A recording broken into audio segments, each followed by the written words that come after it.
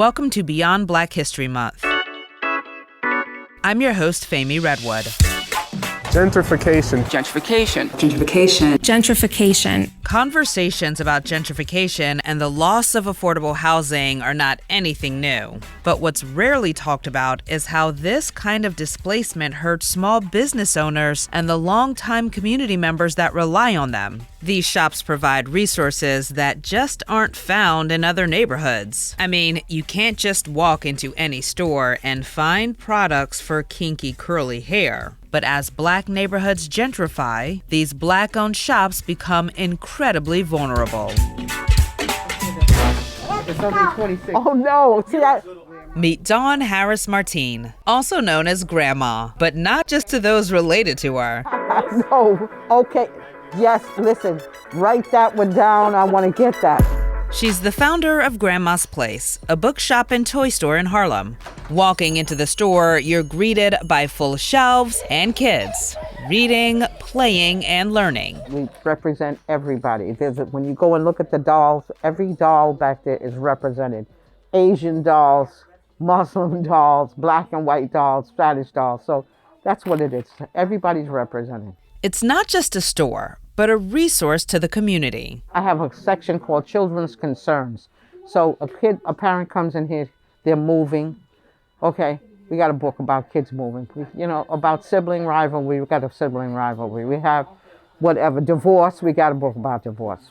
Whatever that you're dealing with, there's a book that you can sit down with your kid and talk to them. Grandma's Place wasn't always a place, nor was it always a book and toy store. She says for about 25 years, it was a vacant, boarded up space. This whole building, from to the corner, all of that was empty. In 1999, the owner finally decided to renovate, and Grandma asked if she could have it and turn it into a literacy center.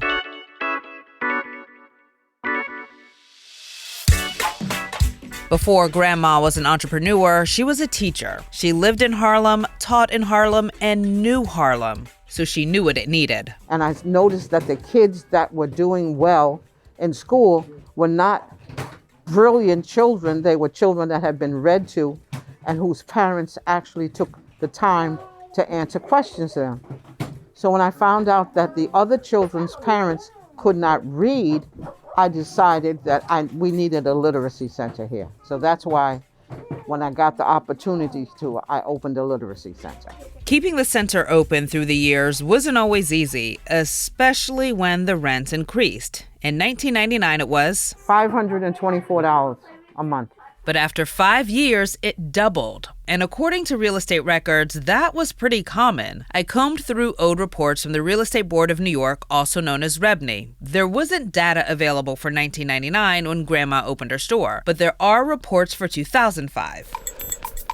So in 2005, the average commercial rent on 125th Street in Harlem was $87 per square foot. In 2020, the average was $149 per square foot. To put that in perspective, to rent a 500 square foot store in Harlem in 2005 would have cost $43,500. In 2020, $74,500. So when Grandma's store rent doubled, she knew she had to make some changes. I was a new teacher in the Board of Ed, and I was using my Board of Ed money to pay the rent for the store. When they doubled the rent, I knew I couldn't do that anymore. She needed some kind of income. And so I thought of books, because by that time I had a collection of over 25,000 volumes of books. But she still couldn't sell enough books to pay the rent. So then I started bringing in educational toys and games. And so the combination of educational toys and games, it managed to eke through every year. We managed to pay our bills.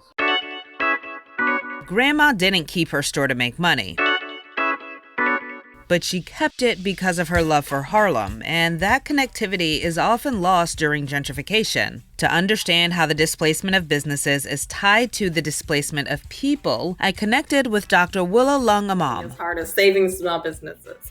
She's an author, professor, and has studied urban planning and gentrification extensively. She's also the director of the Small Business Anti-Displacement Network. She says when apartment rents go up, the cost of commercial spaces will also increase. She says gentrification isn't just the movement of new people in a neighborhood, but also new capital. It's the increase in development, and it's also the shift in public policy that is incentivizing redevelopment in that neighborhood. A vast upgrade in housing and commercial stock, new offices, and transportation investments in a really short amount of time. That means that land values are going to increase and ultimately rents are going to increase. That affects not only residents, it affects commercial tenants. A lot of times those small businesses are going to really struggle to survive. And they're going to struggle to survive not only because their rent is increasing, but also because the landlords all of a sudden are looking at those small businesses like, we can get a boutique business in here that's most likely going to pay a little bit higher rent. We don't necessarily know if you're our most valuable tenant anymore. The cycle can get predatory. Landlords trying to kick tenants out, not only of their homes, but also of their businesses. These tactics are similar to what we see in housing, harassment from landlords. A sort of lack of maintenance, intentionally trying to not upgrade a property in order to just make it impossible that businesses are able to stay when you're not getting mold remediation, when you're not getting like your pest management addressed. We also see that landlords are just not extending long-term leases, whereas they might have given 5-year lease to business before. They're only giving 6-month leases to businesses in order to ensure that they're able to turn over a unit. They are intentionally creating vacancies so that they can do large-scale redevelopment. When rents are higher, businesses that had lower margins but were vital are no longer profitable enough to stay. And if they raise prices, it may become unaffordable to the existing tenants. In addition, Dr. Lung-Amam says in many of these Black and brown neighborhoods that are vulnerable, a lot of the property is owned by just a few landlords. And when property values increase, they leave the buildings empty rather than leasing them. This allows them to combine parcels in the future for a major redevelopment. They're creating intentional vacancies. Most commercial tenants don't have many protections. Again, in the residential sphere, we see more attention to protections for renters and making sure that those predatory practices are tempered by some sort of legislation. And even the shopkeepers who own their buildings, there's an increase in property tax.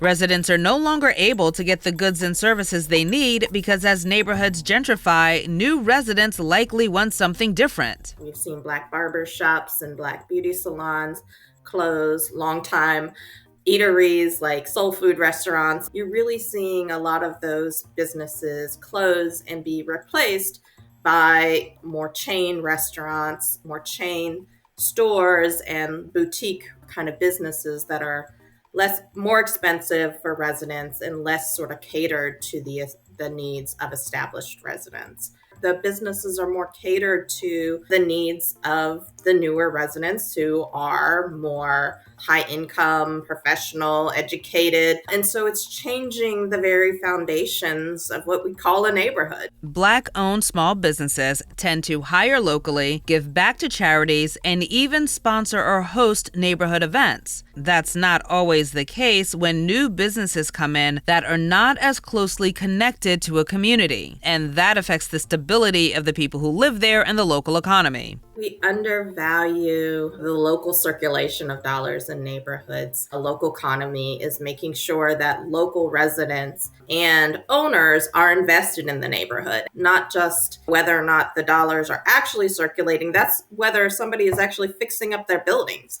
That's whether or not the owner is also invested in staying in that neighborhood and providing services for that neighborhood. She says most small businesses don't survive, but when there is an established small business, they're doing something right, something that's not guaranteed with the next business. They figured out, a service, a product, a vital contributor to the surrounding community in which they sit. Micro businesses under 10 employees, those that sort of are what we call sort of the local small businesses. And those are the ones that are so vital and so vulnerable to protect. But when you have those small businesses that have been in a neighborhood for 20 years, 30 years, they're there because they're providing a vital service to residents, but they're still struggling many times to just keep afloat.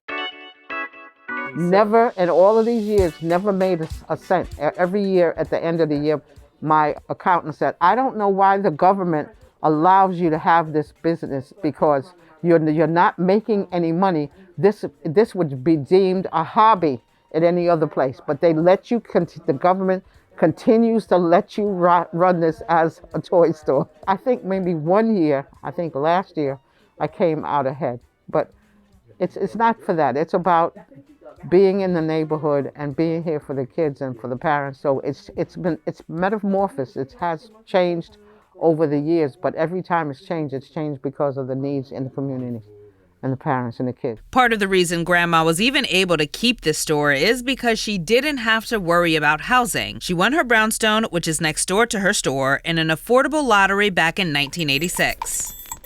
There was some kind of thing that said it was a lottery for the brownstone.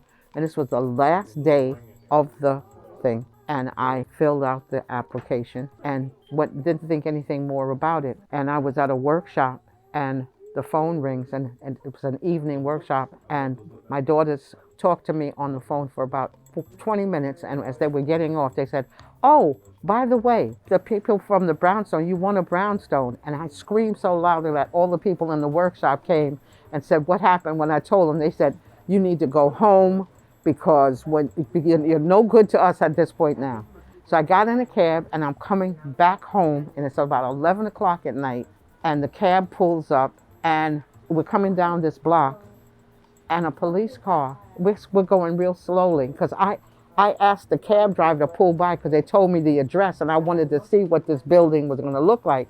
So we're in this strange neighborhood and the cop car pulls up behind me, and they say, what are you doing here, buying drugs?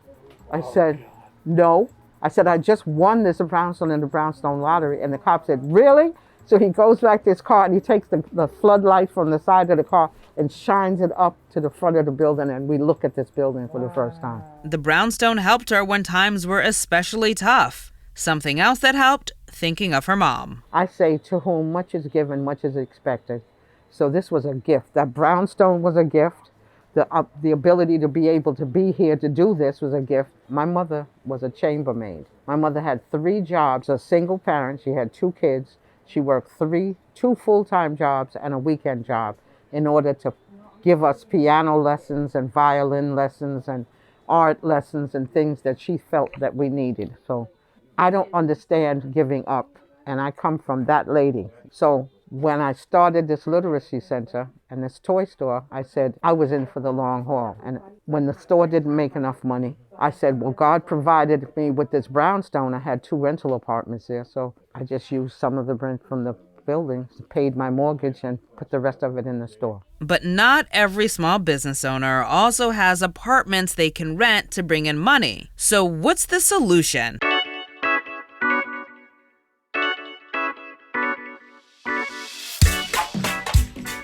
Dr. Lung-Amam says when it comes to small businesses, we tend to think about it as market forces, that they open and close all the time, and another one will just come and replace it. But she says that thinking is flawed. We don't understand the stabilizing forces that businesses provide, the kind of community identity and services and goods and affordability that those businesses provide to a neighborhood that are essential to the community identity, to circulating dollars back into communities, and that ultimately allow the residents to stay in place as well. She says public policymakers need to reframe the issue from a market problem to one that hurts families. The solution includes various municipalities working together, from community development corporations to tax credits and everything in between. It's not just one level of legislation, it's many levels of legislation, and there's not like one tool that's right for every community. There's a need for a robust set of tools and policies and making sure that there is equity across those policies and access to those tools for small businesses that is needed.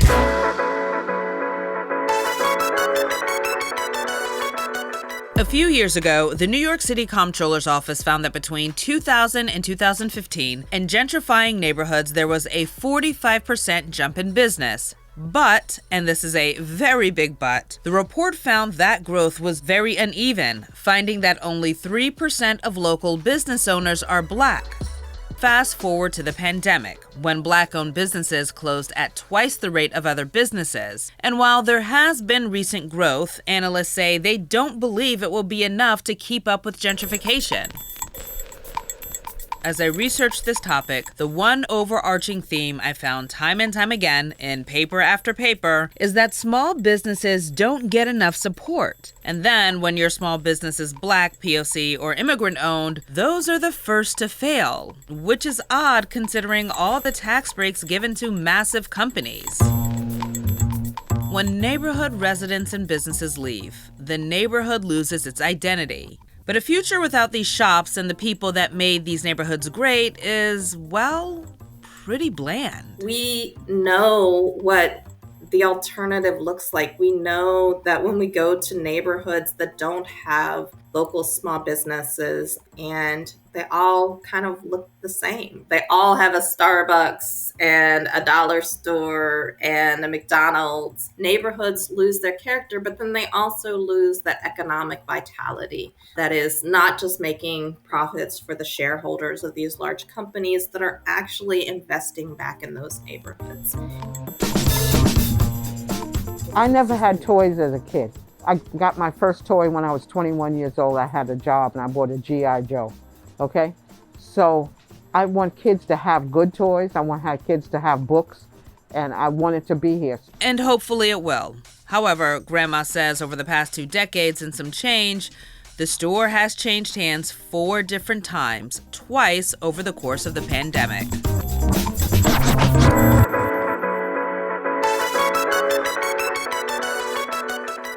Thanks so much for listening to Beyond Black History Month. If you're enjoying this series, please subscribe to our podcast. We're on the Odyssey app and all the podcast platforms. Beyond Black History Month is a special production of WCBS News Radio 880 and 1010 Wins. Special thanks to our field producer, Dempsey Palat, our audio engineer, Andy Egan-Thorpe, Tim Shoud is the WCBS News Radio 880 brand manager, Ben Meverak is the 1010 Wins brand manager, and I'm Fahmy Redwood. Thanks for listening.